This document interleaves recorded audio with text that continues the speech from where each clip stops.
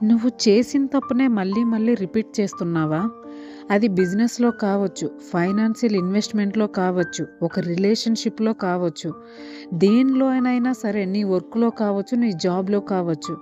దేంట్లో అయినా సరే నువ్వు చేస్తున్న మిస్టేక్‌నే మళ్ళీ మళ్ళీ చేస్తున్నావా?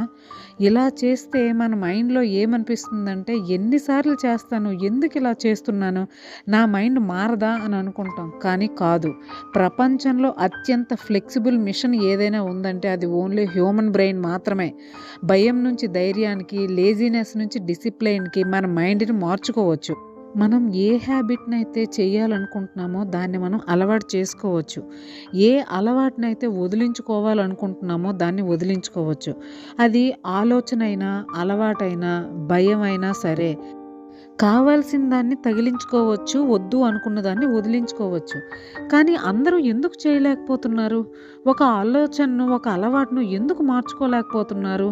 అంటే మన బ్రెయిన్‌కి తనంతట తనే మారడానికి, అడాప్షన్ చేసుకోవడానికి ఒక అద్భుతమైన కెపాసిటీ ఉంది.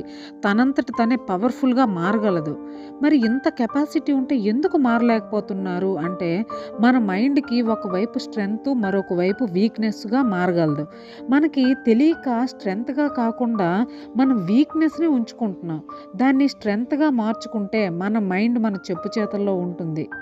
మీరు ఎలా అంటే అలా ఉంటుంది. కాబట్టి మీ జీవితంలో మళ్ళీ మళ్ళీ మిస్టేక్స్ చేయకుండా మీ వీక్‌నెస్‌నే మీ స్ట్రెంగ్త్‌గా మార్చుకొని లైఫ్‌లో సక్సెస్‌ఫుల్‌గా ముందుకు వెళ్ళండి.